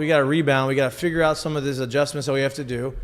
To we're going to Columbia, Missouri on the road at 11 a.m. Yeah. Right. That's something that, one, you got to train for, right? The strength coach and the team has to be ready for it. The nutritionist has to be ready for it. But you don't train for that the week of or the week before. You train for that weeks ahead of time. What goes into that preparation on these types of road trips? So that, for me as a coach, and here's where it became a problem. I'm looking for something on sleep so excuse me for being on my cell phone. No, you're fine. I like this. I got something on sleep if I can find it. But when I was at Miami, our closest away game was Blacksburg, Virginia. Jesus. Okay? That's crazy. It's crazy. You're 5 hours. You're 6 hours just from the top of Florida. Yeah. So that was our closest away game. So, and Coach Davis, Butch Davis was the head football coach. So Coach Davis used the NFL model. So the players had practice on Sunday. Oh, wow. So we would get back, and I lived in the boonies. Right. I lived in unincorporated Dade County. So we would, I lived out there where all the farms were, the Crone Detention Center. I lived so far in the back. In fact, the end of my road turned into a desert. Like it was like it was coral. So you'd go at the end of the road. I lived on 152nd, and it dead ended into an area that had been drained, and there were lumps of coral out there. So it used to be a long time ago. It was underwater, a millennial ago. Welcome to Miami, baby. Yeah, welcome to Miami. So that's how far I live. So the sun would be coming up by the time I got home. And I would go in the house, I'd shower, eat breakfast, I'd lay down, and Clay would go, Daddy, Daddy. And I was back up again. And then we had to be at the facility around 3 o'clock or something like that. You know? So I hated that. Sleep. So somebody asked me today, said, Coach, as far as recovery from work, what is the best thing that football players can do for recovery? And I said, sleep. It's the number one thing. It's the number one thing that you do. And what I used to tell these guys is, especially during training camp, but throughout the entire process, eat when you can, sleep when you can. And then when you have to, go to class, go to practice, go to workout. That's how serious sleep is. All right. So I've got this chart here. I got to. Jared took that to heart, by the way. No, I did. No, for real. Like, it's so funny. He can sleep anywhere. So, like, football has always been kind of cutting edge and, like, some of the leaders when it comes to, like, understanding where the body is and stuff. You know, like, I know Major League Baseball is about as far behind all of it as it gets. And so we used to be so serious about that. Like, we go, especially in camp. It started in camp. You show up, we do everything we did, and you would have lunch and all these dinners. And even after dinners, before dinner, that would be the end. But lunch, it was literally like dudes were shoveling food to go take a nap, to be able to come back, to be able to have the strength you need to go through practice. So I do all that, and I get used to doing it. That's where it came from, yeah. Bro, and I get to pro ball, and it was like, they're like, sleep. What sleep? Don't do that. I'm like, y'all are crazy. I'm gonna take a nap. We'd be Anywhere I can training. get a We'd be nap. training before the season started in Tampa, and we conditioning in the morning, weights in the afternoon, right? And me and Jared were roommates, and we had like suite mates. So it was me and Jared, and then our suite mates were Todd Frazier and Ryan Flaherty. Both were in the big leagues. And we're sitting there, and me and Jared would finish the morning workout. We have our shakes, and I'm laying down in bed. I'm talking to him. We're in mid-conversation. I'm talking about, I asked him a question, 10 seconds in, gone. No response. Like, bro, I was literally 10 seconds ago you were talking to me, now you're not. Hey, bro, we got another workout, bro. Leave me alone. Yeah, leave it alone. Don't talk to me. Yeah. I'm recovering. He's out. So Recovering. I've got this chart here. It says hours of night and levels of preparedness. So 4.5 hours below is dangerous. Oh, no. 5 hours of sleep is harmful. 5.5 is awful. 6 is bad. 6.5 not enough. 7 is good. 8 is great. 9 is elite. And so and it's broken down. If bedtime, if I got to wake up at 6 a.m. to be great or to be elite, I got to be in bed at 9 o'clock. That means knocked out.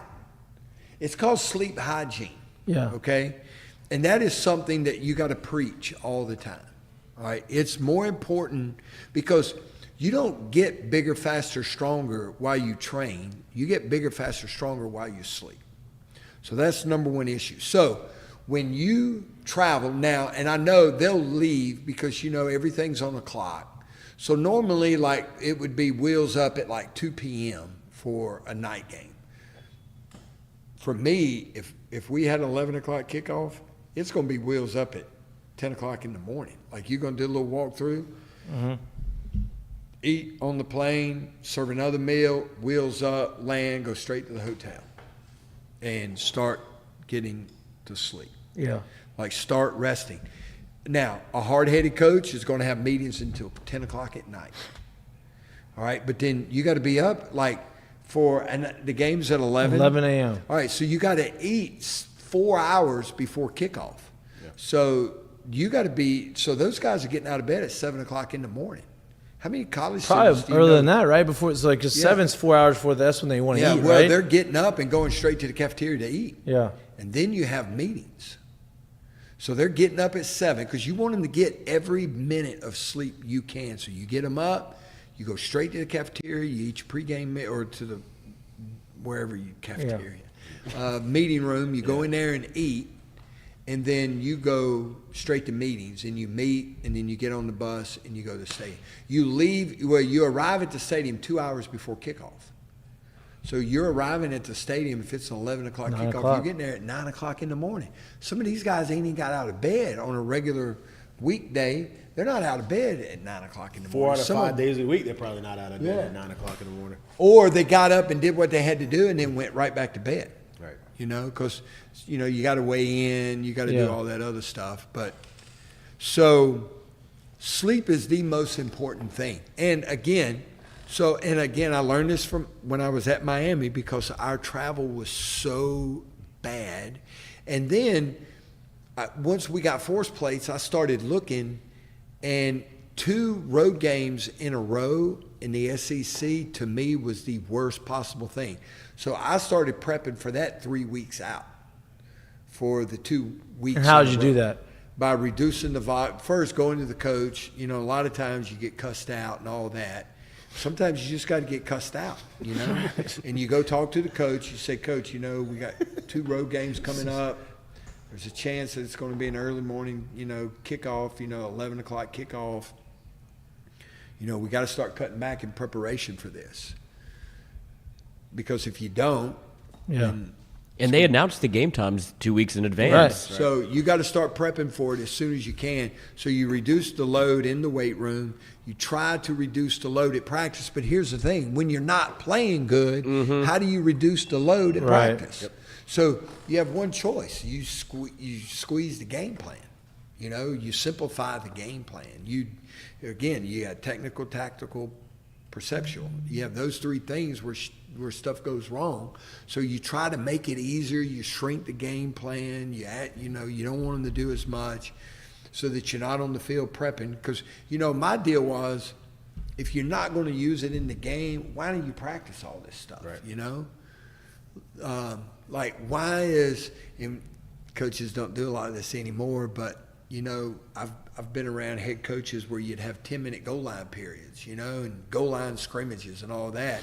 And you might only be on the goal. You might run 3 goal line plays a game. Right. You know, why spend 10 minutes practicing goal line short yardage when you can be doing something else? You're only going to run 3 plays in the game, you know.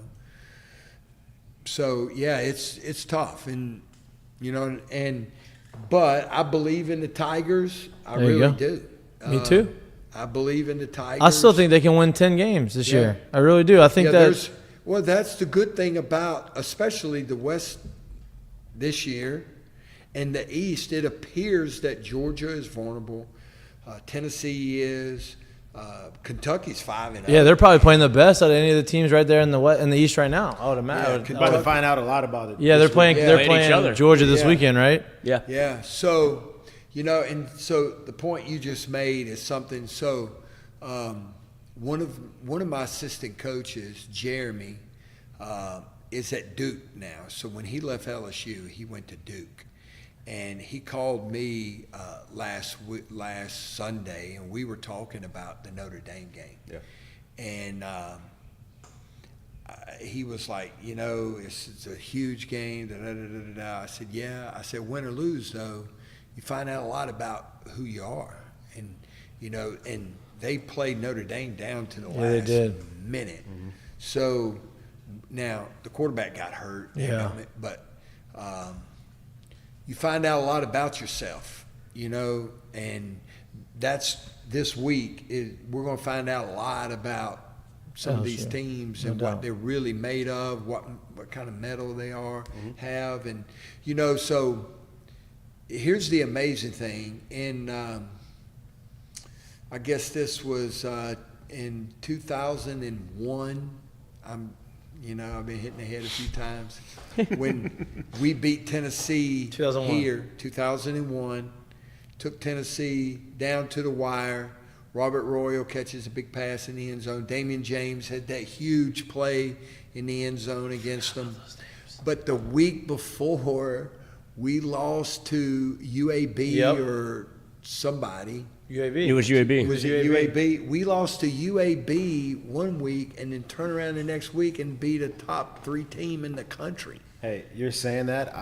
I talked about it all week last week. I said, you're crazy if you think that Ole Miss team that went up to Alabama last week and got kicked around and put up the lowest points they've ever under Lane Kiffin is going to show up back home and not play well, right? I was like, I thought going into last week, I was like, it's so critical for them to show up because I promise you, if they came out of that game healthy, they are by far going to get Ole Miss's best effort. Yeah. Because that last week was what is LSU this week. Like that 2-game stretch was going to tell them a lot about who they were. And that's the way the SEC is. Like you're going to get especially if you're playing at LSU because of the success that we've had, you know, the uniform, the stadium, the band, the fans, the whole nine.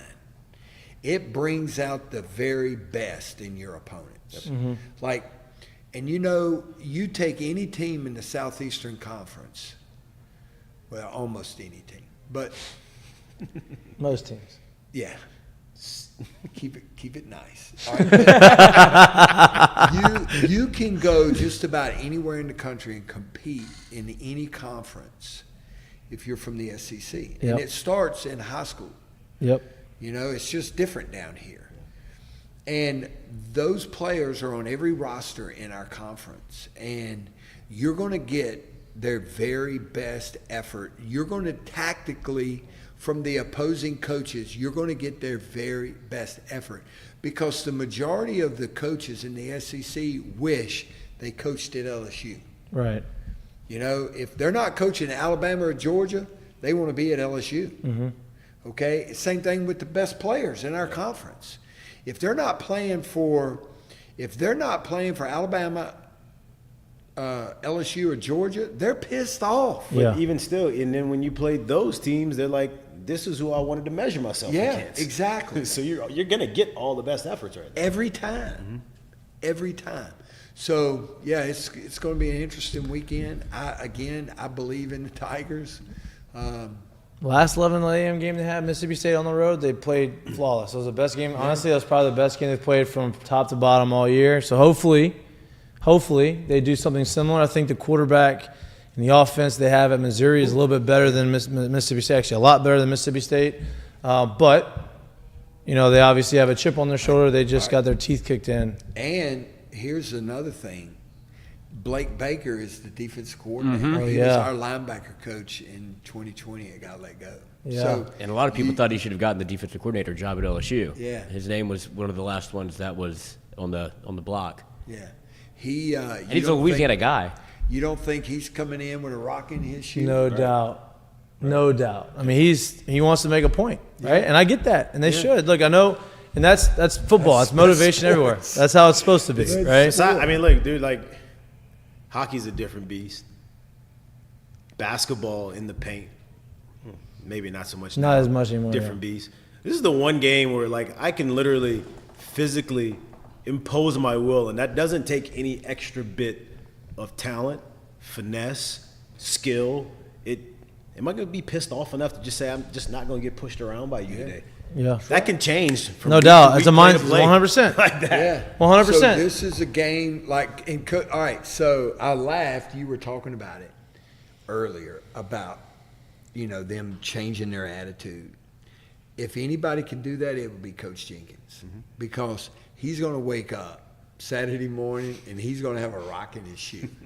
You know, purposely slam his hand in the bathroom door in the hotel room, you know. Something like that, you know. Got to get that Purposely chip stub somewhere. his toe, Yeah. kick the Some way. wall. You got to manufacture some anger. If you have any hate in your heart, you got to let it out. You know? I love that. I love it. Oh, Coach, I appreciate you as always. Yes. I mean, we can sit here and talk all night. Yeah.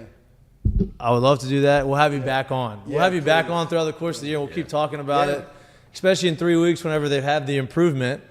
And we can go say, hey, tactically, whatever, technical, perceptual, effort, physical, all of it. We'll go back and regroup. Yeah, and do me a favor and talk to Anthony about maybe me doing my podcast. Oh, no doubt. Yeah. We'll get that start set working all up for this sure. I together. think he'd be happy with Twine it that. all together, baby. No doubt. We can make it all happen. This is fine. I appreciate it. We're going to Thank let you go. We're not even going to take a break. We're just going to go a lot. We're just going to keep going. So, Okay, good deal. I appreciate it. All right, man. Yeah. Always Good to fun. see you. All right, guys. Y'all All take right, care. take it Thank you easy. very much. Take it easy. Man, I don't know. who all is listening to that. I know people will be listening. A lot of people are begging for a weekly. Oh, they like that, huh? Yeah. It's a lot You hear of knowledge that? being People are dropped. begging for a weekly, a weekly segment. One commercial spot. And I'm good. All right, there you go. Oh, that's easy. We'll do that for sure. See ya. Little trade. Boom, we got it. There you go. Commercial spot for Moffett Method. We got a weekly segment. Boy, he's forgot more football and has seen more people and been around more players than I think people realize. He dropped the Butch Davis. He dropped the Peyton Manning. I think people forget that he was at Tennessee when Peyton Manning was there. He has coached around everywhere, right? He's been at LSU since when Saban got there in 2000. So he's about as qualified as they come to be able to have these conversations, about what's happened in the past of similar situations and things like that. And I know it's Wednesday. I know it's Ask Mikey and Mitch. I know we haven't really promoted that much today on the show. But I'm yeah, gonna just say this too, especially the interview went a lot longer. No, than I thought know, it was and I'm gonna. gonna just say this too because I hope we keep getting him on as well too. But I need for anybody who's like nostalgic and they like watching old games, they like watching old LSU games. I would love for you, because this was one of my favorite things to show people close to me when we would like watch games that I played in or watch back stuff that happened. I would love for you to go back, find Tommy Moffitt on the sideline, and watch him throughout the game. He is the most spirited, animated, into it person on the sideline for the entire game. And it is unbelievable to watch him be around. That dude is as great of a coach that he is, and knowing exactly what he's doing or what he's coaching, man, unbelievable when it comes to being a motivator. Listen, when we come on this show, I'd say all the time, hey, make sure you bring your personality, right? Make sure you bring the energy. Make sure you bring the effort. It's a lot harder. It's a lot easier said than done. It's hard to do sometimes. Sometimes you had a long day. You're tired. But you got to turn it on. Got the itis. Yeah. You got bronchitis like Lloyd, but hey, you fought through it. That's right. But then you go to the football game and you're a coach. He said it earlier in the interview. The players cannot see the coach any different than they've seen him before. If they see him with lack of energy, they see him in a different type of mood. Never. They see that, and they are going to Reciprocate. adopt that personality that day because without them realizing that they're doing it because of that's what their leader is showing. He never did that. Ever did that. It doesn't matter if he was sick. It doesn't matter if he had no voice because he came into the locker room and came to the weight room all the time with no voice. It was, you knew you were getting 110% out of him every day, and that's very, very hard to do. I don't even, my hat's off to someone who can, it's unbelievable the amount of energy and effort he brought to the job daily. No doubt. Year in and year out, the message never got stale. The message never got old. You knew what you were getting from him. And that's why he's so good at what he does. And if you're an older guy, right, an older coach, sometimes you get stuck in your ways and you don't like to change. He, throughout the course of his career, understood technology. He has adopted tech. He was telling Lloyd in his podcast he does what Lloyd does for us. I couldn't even do that. Yeah. He's 60 years old and he's doing the producing. Running a roadcaster. Yeah, he's on a roadcast. He didn't even know what there was. You know what I mean? It's impressive the willingness to be able to make those adaptations and make those changes to adapt to the ever-changing world of sports. So I was fired up that he came on. Obviously, we've got to build a really good relationship. Me and you, of course, you played for him. Obviously, you were there with him. He was part of our group when we were there working out for baseball. But I got to know him. Clay's a friend of ours, and so I was excited that he came on. And, probably for the best. I wasn't in any of the workout groups. Oh yeah, I don't know. Lloyd, let me just tell you right now. I heard a lot of things. You wouldn't last. The things I heard come out of his mouth for a dude showing up at 8:28 for an 8:30 Well, I workout. know you had thick skin. No. I think he could have crumbled you. Yeah, no, he would have crumbled you. I'd like that opportunity. Yeah, I mean, he would have. You wouldn't. No, have it would be the 8:28 for the 8:30 with the shoes in the hand. Yeah, It was that's that's not flying, me.com. Yeah, that's not. Well, you're more I'm telling you right now. on the 8:30. Yeah, that's also I'm true. telling you right. Oh, 8:32. You're not even gonna make Door's it out on the locked. turf. He is on you before Yeah. you even get. Yeah, it's not happening. Do we have any questions, or should we wait? Should we hold the Ask Mikey and Mitch till Friday? Let's hold it until Friday because everybody was just talking about the interview. Yeah. I don't know if we have any on Twitter. All right, that's I'll perfect. check real No, that's quick. perfect. That's perfect. We'll just wait till Friday because we didn't even get to talk about the current state of sports right now. We haven't got to talk about really anything that's going on. But That 11 o'clock kick started to become a bigger deal. We didn't really need to when you have a guy here talking for an hour and 20 minutes. That was awesome. That was great. It was great. But with that said, before I get to our next topics, Tommy Moffitt interview, outside of being introduced to the Moffett method, it is brought to you by our friends at Heineken. Heineken, we've been talking about it all year, has created a maybe they're under project, created a product, 95 calories, 4% alcohol. Heineken Silver is their light beer. It is very crisp, very light, very easy to drink. In the middle of football season, tailgate season, weather's starting to change. It's going to be perfect when that crisp fall air before the football game. You can drink a ton of them. You're not going to be full after 3. They've been one of our day one sponsors. We're proud of the partnership that we have with them. So shout out to Heineken Silver. Shout out to Tommy Moffitt. That interview is brought to you by Heineken Silver. A beer he would endorse. A beer I think he would endorse. And it's perfect for an 11 a.m. kick. Perfect for an 11 a.m. kick because it's not too heavy. No, a little 9 a.m., maybe a little beer mosa, a little orange juice in there. Get the first one, and then you can easily graduate into something a little stronger if you like, if that fits your bill, Well, if the defense looks like that, I think you don't have a choice. Yeah. Listen, we've talked about what to make of Kicked out of class. We've talked about what to make of Coach Jenkins coming back. This is great. Coach Jenkins was a defensive line coach when my dad was here. Wow. 1980 to 83 when my dad played football here. Jenkins was the defensive line coach then. Bro, he's a my legend. My mom called me after they hired him and said, "Pete Jenkins is still coaching?" I was like, "Well," she's like, "You know that he was the defensive line coach when your dad was here." I was like, "I did not know that." I mean, I knew that he knew my dad because we've talked about it before, but I forgot. I guess I forgot that he was. But that's 80-83 on staff. He's been 6 separate tenures here, right? He knows football. He understands how to motivate. We've seen it when all the pre-draft stuff at Traction back in the day, whenever he was training Ashawn Robinson, all these guys were coming to Baton Rouge to train with him. You saw how he could motivate these guys, even at 75 years old. He can still do it, right? So he has that. He understands more so than anybody the tactical side of the defensive line and the fundamental side of the defensive line. I think more than anything, you're going to see these guys play a little bit cleaner on the defensive line. He's not a magic pill where he's going to say, "Oh, instantly you're going to be a top 5 defense." What I think he can do is he can instill wisdom and give these guys some information that they can use their athleticism to, like I said, make it click, right? It doesn't have to be perfect. It just needs to be better. Well, because it doesn't.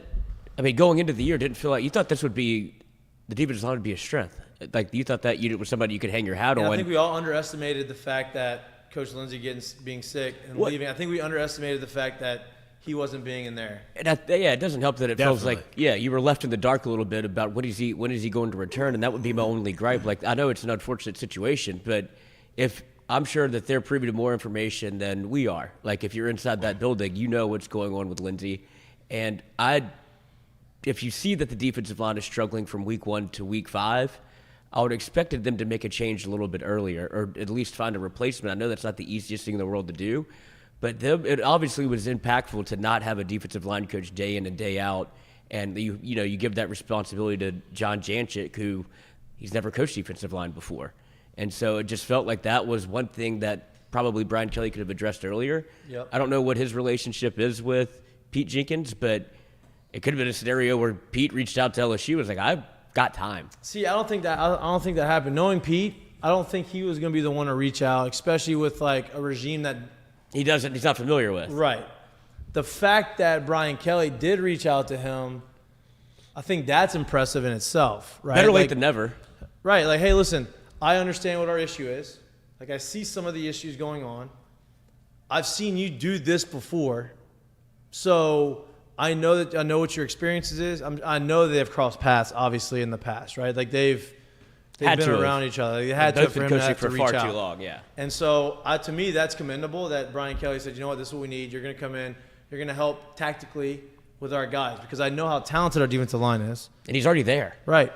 And so I would imagine you can see, and you could see, Mekhi Wingo was talking about earlier this week. I would also imagine, too, like, let's be honest, like, Brian Kelly's in year 2 here, right? Like, no one here around this area anywhere close to being an LSU fan should even act like you studied Brian from week to week wherever he was before, right? So with that being said, like, I'm sure there was plenty of a reason as to why this hasn't been done already. Right. And now he feels like this needs to be done. I find it really hard to believe that it's just we don't need it. And here's the other situation too, right? We've talked about this a lot in sports, not just football, but any sport. You can, as a head coach or a manager, you can make impulse decisions based off of 1 bad game, 2 bad games, or you can make these impulse decisions and make this big change that everybody is asking for, right? It may be the right decision. More times than not, it's probably the wrong decision. Sometimes you say, listen, I hired you as a coach, right? I have to give you the opportunity to fix it. I have to give these players the opportunity to fix it. These are the guys we have. I can't just say, hey, you screwed up 1 game. You're not good enough. You can't do it. No. I'm going to say, okay, this is what you did wrong. I'm going to teach you. We're going to teach you how to fix it. And I'm relying on you to make those adjustments and fix it. Now, 2 games go by, 3 games go by, 4 games go by, and you realize, okay, things aren't getting any better. Okay, now I need to make a change. And people's like, oh, it's too late. Like, no, 1, it's not too late at all. And 2, I think that builds good rapport with his coaches and his players. Like, listen, just because one thing goes wrong 1 game, I'm not going to just pull the rug out from underneath you. I'm going to give you the opportunity to improve. Right. Now, if it continues to happen, which we've talked about with Jaden Daniels, if it continues to happen and you don't improve and you don't show us that you're here for us to win, or you're the guy to help us win, then I'm going to have to move on because my job is at stake, right? So I think that people are talking about timing. It's hard to predict perfect timing, right? I think he made a decision that, okay, now is the time to make the move, and hindsight's always better to look back and say, oh, he could have done this earlier. Well, he was giving his guy an opportunity to make these adjustments. It didn't work out. Now you bring a guy in to help. For every action, there's a reaction, right? And, like, say you make this decision earlier and you don't. Was that Newton's third law? Yeah, that's the Pythagorean theorem.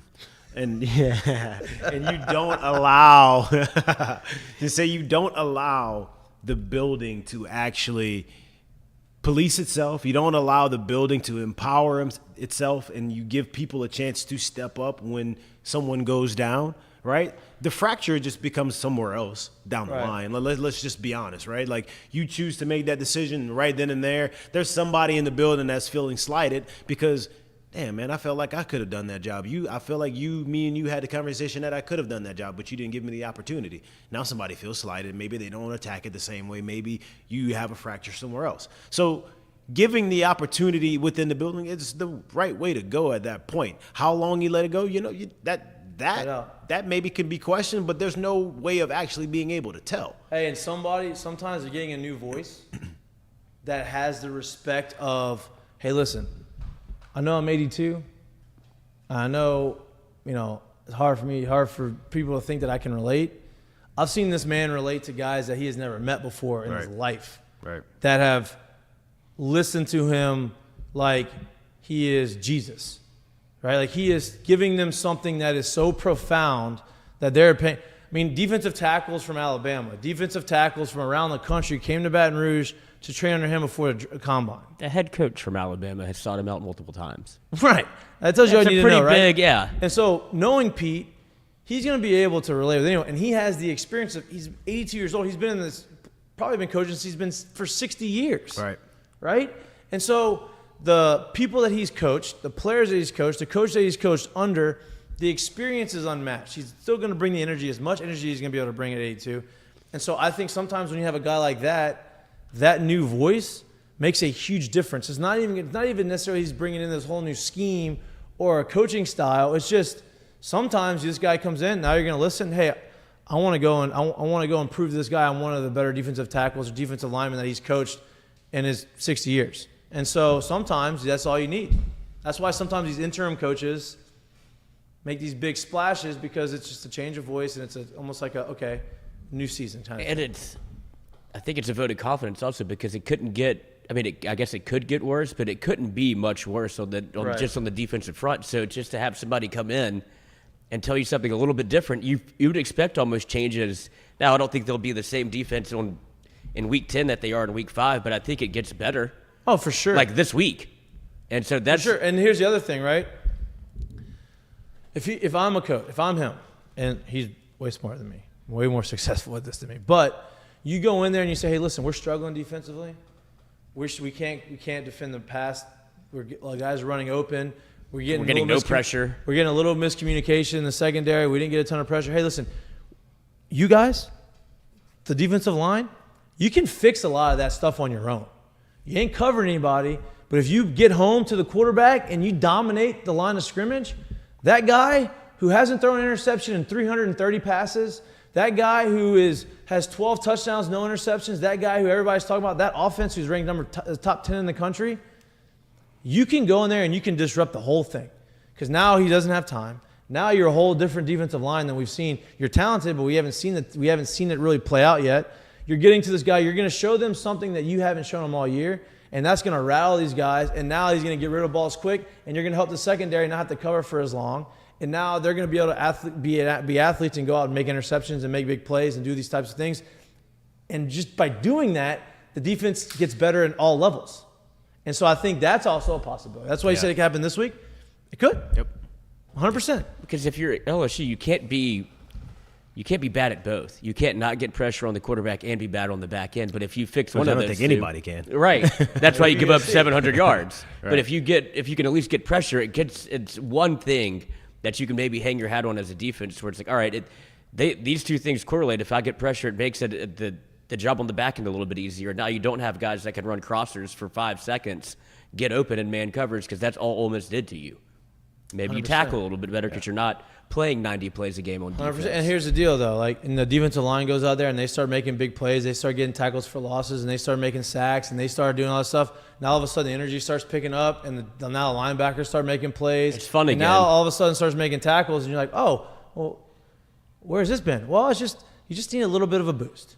And you need someone to step up and do it. And I think the defensive line is the most equipped group on the defense to do that. And so, I like the decision to bring in Pete. Mm-hmm. I don't think it can't hurt. It can only make it better. Do I think that it's going to be this magic thing where it's like, oh, my God? No, but I think you're going to start seeing progression. I think he's going to have the year of everybody. And you're going to start seeing these guys play a little bit differently than they've played, up until this time. So it's going to be interesting to see. Like I said, it's only Wednesday. We have a whole show on Friday to talk about this. We're going to preview the weekend. We're going to preview both teams. We're going to get somebody in from Missouri here talking about the game. And it looks like we got a new segment for every week. The Moffett Method Wednesdays or Moffett Method Mondays. Depends on the Monday. Depends on him. Depends on him. Depends on what he can do. For the small price of a commercial. Send it to me. That's great. You can get Moffett. I love it. Get Moffett. Ooh. That one's free. There you go. That was free. All right, let's get to the segments. What's the score of this game? Oh, they changed it from what happened to the Phillies game. I don't know. But it's 0-0 in the second or the third for the Phillies. Okay. Yeah. Lloyd, you got a mistake of the day? I do have a mistake of the day. Before we get to the mistake of the day. Okay. Did you see the interview? Cam Newton's interview? Cam Newton's podcast? Yes. He looks like he had a plant on his head. Like it looked like his hair's poking out through his hat. That's his look. I thought he was talking about something else. Oh, no, I am. That was the interview. He is talking about something else. But he has the hat with the hair coming through the hat, which means he either got the hat custom made. We're talking about either custom made, which the hat's not cheap. No. He either got it custom made with the hole broke out, or he cut it. He cut it. I would lean I'm in on the camp fact of that he believing got it that it's custom custom made made with the hole, so his hair can come out of it. But boy, makes a lot of sense not though. Expecting that. Makes a lot of sense though. Now with the the way he goes about it, there's a whole lot of distraction going on to get you off of. But here's the deal. What he was saying, I got no problem with. I actually respect the fact that he's going to come out and say that because you know what? He don't care. He don't give a shit. He don't give a damn. Proportionally, it doesn't make any sense. Well, anatomically. Well, I mean, I don't mean, does it? I don't think that has anything to do with it. I mean, look, that's it. Look at that thing. About 2 inches above his head. Inches, huh? I mean, Huh? What? What? well, that was the first clip was him in a different interview. The second clip was him in this current. Anyway, if you haven't seen it, go see it. He's got to look. Yeah, I don't mind. Look, I don't mind. I mean, I think No. it's entertaining. Go for it. Mistake of the day is brought to you by our friends at Dozy. Self-proclaimed. Self-proclaimed. Self-proclaimed. Let me get to the mistake of the day. I'll scroll through the document here. Our mistake of the day. This is interesting. All right, I'm sure people have seen this guy. He's a massive troll on social media, Alex Stein. I don't know if people know who he is, but he does this where he walks up. He does it to usually like I don't know what's going on my Twitter. I can't pull it up. But he usually does it to politicians, and he's just feels like a real trash human being. He tries to run up on Marshawn Lynch, and Marshawn Lynch decided to match the energy today, and it turns into an absolute borderline. This guy gets nervous because Marshawn had time, and so let me pull this up because I don't think there's a person in the world that I would be more terrified of than Marshawn whenever he decides to switch up the energy and not be fun Marshawn. What's up, Marshawn? Say what's up? What's up, man? Come on, Marshawn, I'm a fan. Oh, get off me, Marshawn. Get off me. this is the guy. What are you doing? He thinks it's fun and games. What are you doing, Marshawn? Get off my... Stop, Marshawn. Good, no. Like that. Marshawn, I'm a fan of yours. No, you're not, dude. Marshawn, I don't want any beef. I don't want any beef. I don't want any beef. Fucking phone up my face. Oh, we got scared. I got him. Hey, Alex Stein, 99. Suck it. Beat it, nerd. Beat it, nerd. I can't stand that dude. That is a mistake. That guy, he's a mistake. He is a mistake. That's terrible. Like, terrible. And, yeah, par for the course for that guy, but he chose an interesting guy to run up on because that could have gone a little bit worse. Did you hear what Marshawn said about his time in Seattle? Yeah. He said, I didn't fuck with Pete, and Yeah. Russell was just my quarterback. Well, I mean, that's kind of what happens if your quarterback calls you from a block number. I'm sure you. Well, you have to go through an assistant to get to the quarterback. That's probably when I'm like, yeah, I'm off you. Sean ended that. Russell's playing a little better. I don't know if they're losing, but you a little know, better. He's getting there. Yeah, he's not good. Yeah. whatever. And if you're Marshawn, I mean, he could have a Super Bowl ring. Give me the ball, coach. I think that would leave a sour taste Hey, in my Pete, mouth you know the too. guy that got you down there and like nobody could tackle. Was Notoriously the game. hard to tackle. Notoriously, like, hey, the longer the game went, like I was Derrick Henry before Derrick Henry. Like nobody wanted to tackle me in the fourth quarter. Like that was at the point of that game where I could really just walk in if you wanted me to, but you gave the ball to Russell and Let Russ cook. he threw a pick. Lost the game. Tough. I'd imagine it's hard to swallow that too if I was Marshawn. I don't think he's ever letting go of that. No. No, but Marshawn's done great for himself. Of course. Anytime he's doing something, I'm watching it. Of course. Because he's my favorite. He's like a stalwart on Thursday Night Football now. Like it's like where in the He world should is be. Marshawn, and it's like should something's be. about to happen. I'm about to be should be. entertained. He's as authentic as they come. Too. All right. That's a good one. Curtain Calls brought to you by our friends at Assured Partners. And me. Okay. What we got? I got one. It's that special month of the year where there's a lot of sports being You played. about to take mine? Huh? You about to take mine? No. Okay. There's another one. I like to, we're in this month, so I like to kind of bring light to the sport that's playing in the playoffs right now, right? So you can kind of get back into this thing a little bit. We'll talk about 3 words: availability, ability, usually creates longevity, right? There's been 3 players in the history of MLB baseball that have finished their career with a 300 average, 500 home runs, and 3,000 hits. Willie Mays, Hank Aaron, Miguel Cabrera. It's pretty good. Last couple years, people probably forgot what Miguel Cabrera was even, I don't know, let's say 5 years ago, all right? 16, I think, was his last really good year. He's the third one of that group that's done that. Go look at the number of people who have even done just one of those things. He's done all three of those things. Yeah. That guy, you played with him, so you know him better than anybody in this building right now. But that guy's an absolute treat to baseball. And just hearing the things that I've heard about him from Latin players, I would have loved to have spent a day around that guy. So I give a curtain call to him, not only because of what he did on the field as a player and the numbers he produced, but every bit of a man that I've always heard that he was. My hat's off to him. No matter how old he got, he played the game like he was 16 years old. Yeah. He was fun, dude. He was always having a lot of fun. It's got to be fun to know that you are one of the best players ever to play. So, like, that's pretty fun. Like, it doesn't matter if I'm struggling. Like, I know that I'm that good. You know, it's got to be pretty fun. That's got to be pretty fun to be able to do that. Yeah. You know what I mean? That's a good one. Lloyd, you got one? I do. Who was that? I don't know. Jordy? Yeah. Holberg? No. Yeah. Holberg? My curtain call goes to LSU gymnast Aaliyah Finnegan, qualifies for the Paris Olympics for the Philippines, Nice. which I think is pretty incredible. I think it's pretty awesome. I didn't know the Olympics were going on right now. Hand No, up. it's not. They qualified for it, 2024. Oh, hell yeah. So 2024 Olympics start. Check your calendar. Next summer. Next summer. Oh, I She's qualified. thought she qualified. But that's how she qualified. Oh, for yeah, it, right. That's how you qualify for the Olympics, yeah. Our friend Eileen, she's covering the Olympics. I saw that too. Yeah, congratulations to her. Going She's to Paris. She's going to Paris. Good for her. It's a great Wrong. place to be. What'd you say? Wrong. Oui, oui. Oui, oui. Oui, oui. Baguette. Bonjour, au revoir. Comme c'est comme ça. That's more French than I know. All right.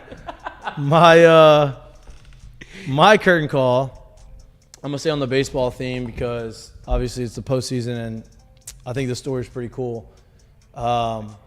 2016, Minnesota Twins drafted a kid by the name of Royce Lewis. He was a shortstop. He was the #1 overall pick in the draft. Right? Everybody thought this kid was going to be the next big thing. He was tall. He was athletic. He was a shortstop. He had juice. He had all the makeup. He felt like he was a great kid. Came from a good family. It was the right Pick at the right time. Yes. Well, he gets off to a little bit of a slow start, and then injuries kind of derailed his progression to Major League Baseball. So you say, well, in 2016, he was #1 overall pick out of high school, so he's 17, 18 years old. It's 2023, and he's just now getting to the big leagues. Like, what have he? Must have not been that good. No, he just got hurt. He had 2 straight ACL surgeries, back to back. And then this year, or he makes it to the big leagues at the end of last year. And then this year, he gets called up to the big leagues. He has almost 300 at-bats. He hit .309 with 15 home runs. Within those 15 home runs, he had 4 grand slams. But my curtain call is he's in the lineup. He had a hamstring injury the last 2 weeks of the season, maybe 2.5 weeks. Wasn't sure if he's going to be able to play. Wasn't sure. He was playing third for them. Wasn't sure if he's going to be able to do what he's been doing. He came out the day of the game and said, I'm good to go. I'm going to DH. I'm not getting Rocco Baldelli, who was my first base coach in Tampa, great dude, brought him into his office and said, listen to me. If you hit the ball on the ground, you're out. I don't care if you don't make it to first base. Do not run hard. Don't pull your hammy. We need you in the lineup, right?